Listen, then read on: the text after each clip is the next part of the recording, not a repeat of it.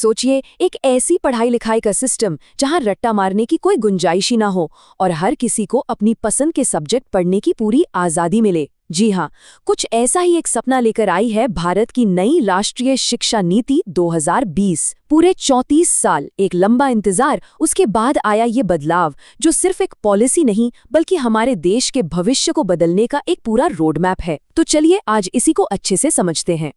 महात्मा गांधी ने कहा था कि असली शिक्षा वो है जो शरीर, मन और आत्मा इन तीनों का विकास करे, और नई शिक्षा नीति 2020 आप कह सकते हैं इसी सोच को हकीकत में बदलने की एक कोशिश है।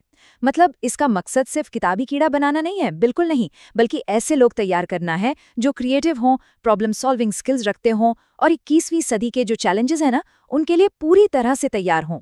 तो आज इस पूरे विश्लेषण में हम क्या क्या देखने वाले हैं? सबसे पहले, आखिर इस बदलाव की जरूरत ही क्यों पड़ी? दूसरा, स्कूलों के लिए नया स्ट्रक्चर क्या है? फिर हायर एजुकेशन में कौन से बड़े सुधार हो रहे हैं? चौथा, इस रास्ते में चुनौतियां क्या हैं? और आखिर में, भविष्य के लिए इसका विजन क्या है? चलिए शुरू करते हैं।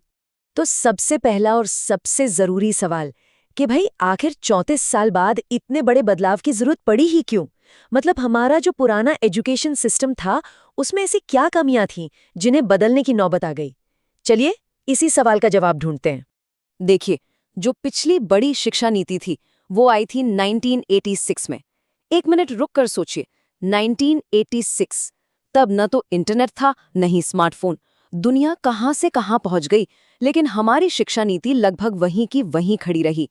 और अब पूरे 34 साल के बाद 2020 में जाकर ये बदलाव आया है। एक ऐसा बदलाव जो आज की जरूरतों को पूरा करने के लिए आप कह सकते हैं बेहद जरूरी हो गया था। तो इस नई पॉलिसी के पीछे असल में मकसद क्या है? इसके कुछ बड़े लक्ष्य हैं। पहला, भारत को 21वीं सदी की जो नॉलेज इकोनॉमी है उसका एक पावर हाउस बनाना। दूसरा, एजुकेशन की क्वालिटी को बेहतर करना ताकि इनोवेशन और क्रिएटिविटी को बढ़ावा मिले। और तीसरा, ये पक्का करना कि अच्छी से अच्छी शिक्षा देश के हर बच्चे तक पहुंचे, चाहे वो किसी भी कोने में रहता हो। चलिए अब बात करते हैं उस बदलाव की जो सीधे सीधे हर घर से जुड़ा है, हमारे स्कूलों का नया स्ट्रक्चर। और ये शायद इस पॉलिसी का सबसे बड़ा और सबसे क्रांतिकारी कदम है। इसने स्कूली शिक्षा की पूरी बुनियाद ही बदल कर रख दी है। देखिए, हम सब 10+2 वाले सिस्टम में पढ़कर बड़े हुए हैं ना। अब उस सिस्टम को भूल जाइए और 5+3+3+4 को याद कर लीजिए। और ये सिर्फ नंबरों का खेल नहीं है, इसके पीछे एक बहुत बड़ी सोच है। देखिए, पहली बार जो 3 से 6 साल के बच्चे होते हैं ना, उनकी शुरुआती शिक्षा को फॉर्मल सिस्टम का हिस्सा बनाया गया है। और ऐसा क्यों? क्योंकि साइंस कहती है कि हमारे दिमाग का 85% विकास इसी उम्र में हो जाता है। तो सवाल ये है कि ये 4 स्टेज काम कैसे करेंगे? देखिए, पहले जो 5 साल हैं, जिसे फाउंडेशनल स्टेज कहा गया है, उसमें बच्चे खेल खेल में सीखेंगे, कोई किताबों का बोझ नहीं। अगले 3 साल यानी प्रिपरेटरी स्टेज में उनकी जान पहचान अक्षरों और नंबरों से कराई जाएगी। फिर आता है मिडिल स्टेज। इसमें वो साइंस, सोशल साइंस जैसे सब्जेक्ट्स की दुनिया में कदम रखेंगे।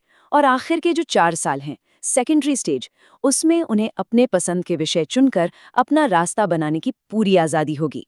भाषा को लेकर भी एक बहुत बड़ा और बहुत ज़रूरी बदलाव है। अब कम से कम क्लास 5 तक बच्चों को उनकी अपनी मातृभाषा या जो भी उनकी लोकल भाषा है उसी में पढ़ाया जाएगा। अब सवाल उठता है कि ऐसा क्यों? क्योंकि दुनिया भर के एक्सपर्ट्स ये मानते हैं कि बच्चे सबसे अच्छा अपनी ही भाषा में सीखते हैं। इससे उनकी समझ बेहतर होती है और सीखने की जो बुनियाद है वो बहुत मजबूत बनती है। और रुकिए, बदलाव यहीं खत्म नहीं होते। अब तक जो साइंस, कॉमर्स और आर्ट्स की दीवारें थी ना, उन्हें तोड़ दिया गया है। मतलब अगर किसी को फिजिक्स के साथ म्यूजिक पढ़ना है तो वो पढ़ सकता है। यही नहीं, क्लास 6 से ही बच्चों को कोडिंग, कारपेंट्री जैसे प्रैक्टिकल स्किल्स सिखाए जाएंगे। इंटर्नशिप के मौके भी मिलेंगे। साफ है, अब पढ़ाई सिर्फ किताबों तक ही सीमित नहीं रहने वाली। तो फिर सवाल ये है कि बच्चों का असेसमेंट कैसे होगा, उन्हें परखा कैसे जाएगा? इसके लिए परख नाम की एक नई नेशनल बॉडी बन रही है। और इसका काम सिर्फ नंबर देना नहीं होगा। इसका मेन मकसद ये देखना है कि बच्चे ने असल में कितना सीखा है, कितना समझा है। ये बॉडी रट्टा मारने वाली आदत को खत्म करके असली समझ और स्किल को बढ़ावा देगी। तो स्कूल की बात हो गई, चलिए अब आगे बढ़ते हैं और देखते हैं कि कॉलेज और यूनिवर्सिटी लेवल पर क्या-क्या बड़े सुधार हो रहे हैं, क्योंकि यहाँ भी एक बिल्कुल नई व्यवस्था की नींव रखी जा रही है। अब बात करते हैं हायर एजुकेशन की।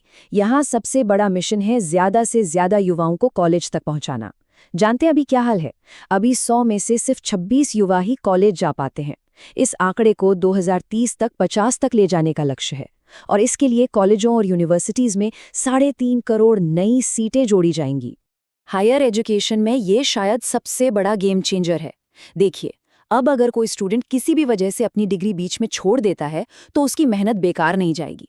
1 साल पूरा किया तो सर्टिफिकेट मिलेगा, 2 साल पूरे किए तो एडवांस डिप्लोमा, और 3 या 4 साल पूरे करने पर डिग्री।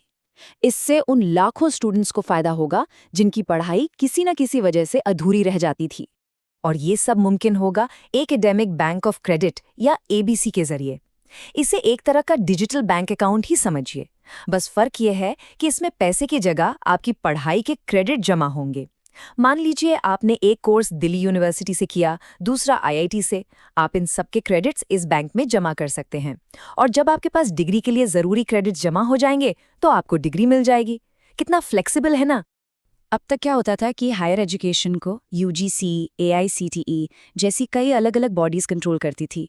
अब इन सब की जगह सिर्फ एक सिंगल बॉडी होगी, भारतीय उच्च शिक्षा आयोग यानी HECI। इससे नियम कानून आसान होंगे और कोऑर्डिनेशन भी बेहतर होगा। और HECI के 4 अलग अलग हिस्से होंगे और सबका काम बटा हुआ होगा। एक हिस्सा नियम बनाएगा, दूसरा पढ़ाई के स्टैंडर्ड्स तय करेगा, तीसरा कॉलेजों को ग्रेडिंग देगा, और चौथा उन्हें फंडिंग देगा। इससे सिस्टम में ट्रांसपेरेंसी आएगी और पावर किसी एक के हाथ में नहीं रहेगी। देखिए, कागज पर तो ये पॉलिसी बहुत अच्छी दिखती है ना? लेकिन असली इम्तिहान तो इसे जमीन पर लागू करने में है, और इस रास्ते में चुनौतियां भी कम नहीं हैं। तो क्या है ये चुनौतियां? सबसे पहली, सभी राज्य सरकारों का सहयोग लेना, क्योंकि एजुकेशन एक कंकरेंट सब्जेक्ट है, यानी केंद्र और राज्य दोनों का विषय है। दूसरा, एक डर ये भी है कि फॉरेन यूनिवर्सिटीज के आने से कहीं पढ़ाई ज्यादा महंगी ना हो जाए।